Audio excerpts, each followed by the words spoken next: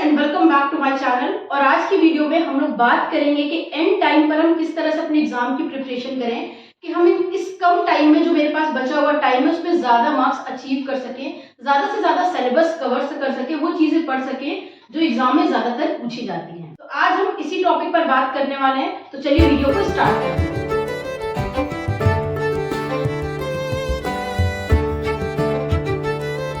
आप में से बहुत से स्टूडेंट ऐसे होंगे जिन्होंने कुछ ना कुछ पढ़ा होगा, थोड़ी बहुत प्रिपरेशन उनकी होगी, जो कोचिंग जाते होंगे, कुछ ना कुछ उन्होंने पढ़ा होगा या कॉलेज में क्लासेस अटेंड करते होंगे। लेकिन ज़्यादातर स्टूडेंट्स ऐसे होंगे जिन्होंने ना तो कॉलेज की क्लासेस ली होंगी, शायद उन्होंने कोचिंग भी ना की हो, कहीं पर वो जॉब कर रहे हो या कोई और साथ में कोई दूसरा कोर्स CS वगैरह कर रहे होंगे, जिसकी वजह से उन्होंने कुछ भी प्रिपरेशन नहीं करी है। और अब वो एंड टाइम पर पढ़ने जब वो बैठे हैं तो एग्ज़ाम किस तरह से सारे सब्जेक्ट्स को प्रिपेयर करें कि ओवरऑल सारे सब्जेक्ट में वो पास भी हो जाए और उनकी परसेंटेज भी अच्छी बन जाए। तो आज यही हम लोग इसी बारे में हम लोग बात करने वाले हैं, क्योंकि बहुत से स्टूडेंट्स का ऐसा होता है, बीकॉम में ज़्यादातर बच्चे ऐसे होते हैं जो एंड टाइम पर ही पढ़ते हैं। अब यहाँ पर हम लोग कुछ 5-6 स्टेप्स में जानेंगे किस तरह से हम लोगों को प्रिपरेशन करनी है। तो जब आप प्रिपरेशन स्टार्ट कर रहे होंगे तो फर्स्ट स्टेप आपका होगा कि आपको अपना सिलेबस पता करना है। ठीक है, तो सबसे पहले आपको आपका सिलेबस पता करना है कि आपके कौन कौन से सब्जेक्ट्स है, कौन कौन से पेपर आपको देने हैं। जो भी आपका बीकॉम का सेमेस्टर है, भले फर्स्ट सेमेस्टर हो, थर्ड हो या फिफ्थ सेमेस्टर हो, आपको सिलेबस पता होना चाहिए कि कौन कौन से पेपर आपको देने हैं और उन पेपर में आपका सिलेबस क्या है। जब सिलेबस आपको कैसे पता करना है, आप उसके लिए यूनिवर्सिटी की वेबसाइट पर जा सकते हैं। जैसे यहाँ पर कानपुर की यूनिवर्सिटी है, तो आप कानपुर यूनिवर्सिटी की वेबसाइट kanpuruniversity.org पर जाकर पता कर सकते हैं कि आपका सिलेबस क्या है। वहाँ पर सारी यूनिवर्सिटी की वेबसाइट में सिलेबस दिया हुआ होता है। सिलेबस आपने पता कर लिया, पहला काम आपने कर लिया। सिलेबस पता करने के बाद एंड टाइम पर अगर आप बुक से पढ़ने बैठेंगे तो पूरा सिलेबस नहीं कवर कर पाएंगे। तो आपको करना क्या है, आपको इजी नोट परचेज करना है। अब आपने सबसे पहले सिलेबस पता किया, देन आपको इजी नोट लेना है। हमारे यहाँ कानपुर में इजी नोट बोला जाता है। आप जिस भी सिटी में हो वहाँ पर जो भी बोला जाता हो, क्वेश्चन बैंक बोली जाती हो, इजी नोट बोली जाती हो, वो आपको परचेज कर लेना है। अगर आप फाइनेंशियली बहुत स्ट्रांग नहीं है तो आप पुरानी भी ले सकते हैं, कोई ऐसा फर्क नहीं पड़ता है। आप एक कंपनी की भी परचेज कर सकते हैं, 2 डिफरेंट कंपनीज की भी परचेज कर सकते हैं, अगर आपको कोई प्रॉब्लम नहीं है तो। एक कंपनी की अगर आपने परचेज करी है तो आप उसके लिए लास्ट 5 ईयर्स के क्वेश्चन हम प्रेफर करेंगे। बट अगर आपने 2 डिफरेंट कंपनीज की इजी नोट्स परचेज की हुई हैं, देन आप जो कॉमन क्वेश्चंस हो उनको पढ़ने की कोशिश करिएगा। अब इजी नोट आपने परचेज कर ली, देन आपको करना क्या है, आपने देखना है कि कौन से क्वेश्चंस आपको पढ़ने हैं। जो भी टॉपिक आपको पढ़ना है उस टॉपिक से रिलेटेड यूट्यूब चैनल पर बहुत सारी वीडियोस होंगी। ठीक है, आप चाहें तो हमारे चैनल पर जाकर देख सकते हैं। बीकॉम से रिलेटेड सारी लगभग वीडियोस आपको अकाउंट्स की भी मिल जाएंगी, कॉस्ट अकाउंटिंग की भी मिल जाएंगी, स्टैटिस्टिक की भी मिल जाएंगी। किसी पर्टिकुलर टॉपिक में डाउट हो तो कमेंट में बता देना, हम वो पढ़ा देंगे, या आप किसी दूसरे के चैनल पर भी जिसका आपको समझ में आए जाकर देख सकते हो। तो आपको जो भी टॉपिक पढ़ना है आप उससे रिलेटेड वीडियो देखना, देन उस टॉपिक को रीड करना, क्योंकि अक्सर ऐसा होता है इजी नोट की लैंग्वेज बहुत अच्छी नहीं होती है, तो उसकी जब आप वीडियो देखोगे उसका कंसेप्ट आपको समझ में आ जाएगा।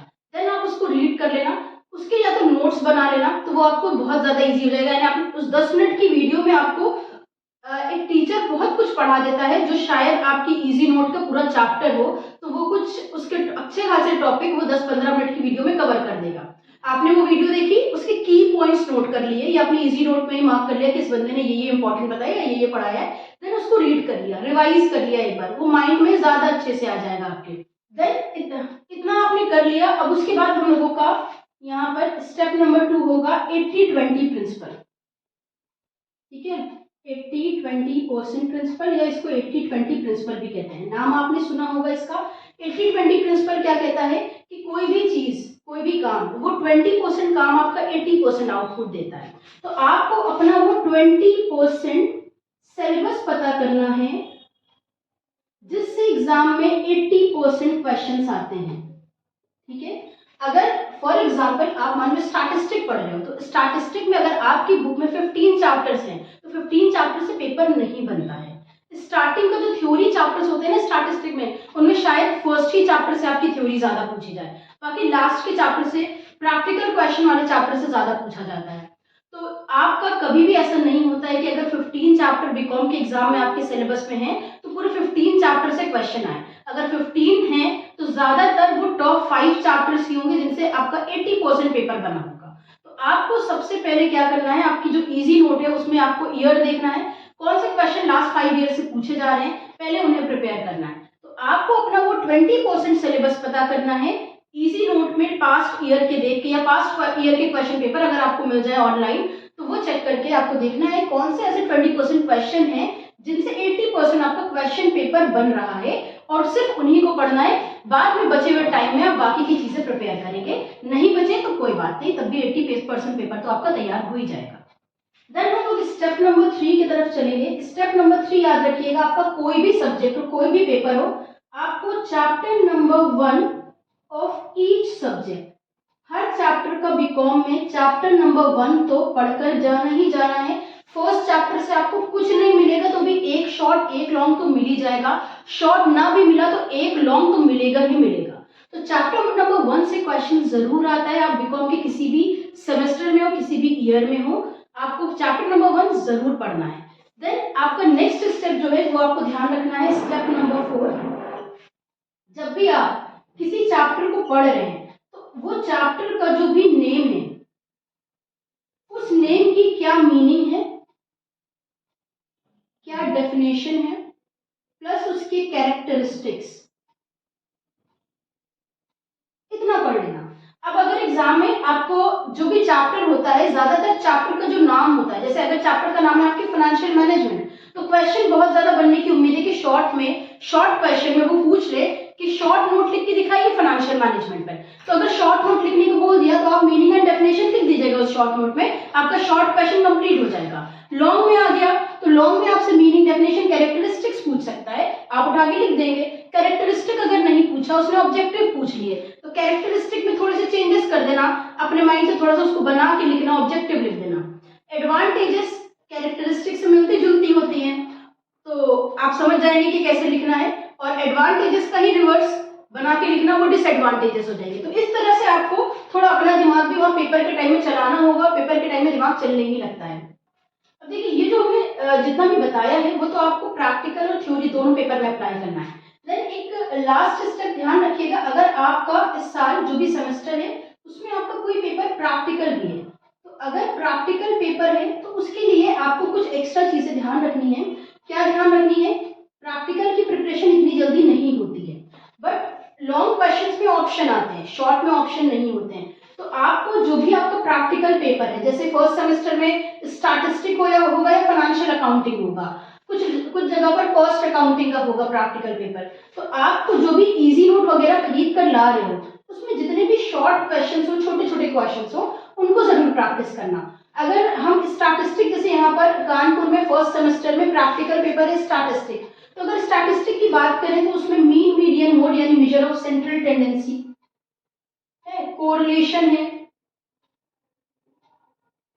इन सब चैप्टर से और रिग्रेशन से छोटे छोटे क्वेश्चन BX5 BYX वाले, इन चैप्टर से शॉर्ट क्वेश्चंस बहुत ज्यादा बनते हैं। तो आपके इजी नोट पे जो भी शॉर्ट क्वेश्चंस और आपको लग रहा हो कि लास्ट 5 ईयर से आ रहे हैं, तो उनकी प्रैक्टिस आपको जरूर करनी है, और पहले ही कर लेना, एग्जाम के एक दिन पहले का याद ना रखना, आज ही बैठकर उनकी प्रैक्टिस कर ले, ये ना सोचो कि 2 दिन बाद उनकी प्रैक्टिस करेंगे। शॉर्ट क्वेश्चन की प्रैक्टिस जरूर करना है आपको, साथ में आपको जो भी आपके प्रैक्टिकल चैप्टर्स हैं उनकी मीनिंग जरूर लर्न कर लीजिएगा। फॉर एग्जाम्पल मीन है, practical chapter is measure of central tendency, तो उसमें मीन, मीडियन, मोड टॉपिक आता है, तो आपको पता होना चाहिए कि मीनिंग क्या है, मोड होता क्या है, मीन होता क्या है, मीडियन होता क्या है, कोरिलेशन क्या है, उसकी मीनिंग पता होना चाहिए, स्टैंडर्ड डेविएशन क्या होता है, उसकी मीनिंग आपको पता होनी चाहिए, कॉस्ट अकाउंटिंग क्या होती है, अगर आप कॉस्ट अकाउंटिंग का पेपर दे रहे हैं तो आपको पता होना चाहिए, मटेरियल क्या होता है। इस तरह की डेफिनेशन जो आप प्रैक्टिकल क्वेश्चन कर रहे हैं, उन प्रैक्टिकल क्वेश्चंस में जो भी आप फाइंड कर रहे हैं उसकी थ्योरी आपको पता होनी चाहिए कि उसकी मीनिंग क्या होती है उस वर्ड की। वो एग्जाम में अक्सर शॉर्ट नोट्स में पूछ ली जाती है, शॉर्ट क्वेश्चंस में।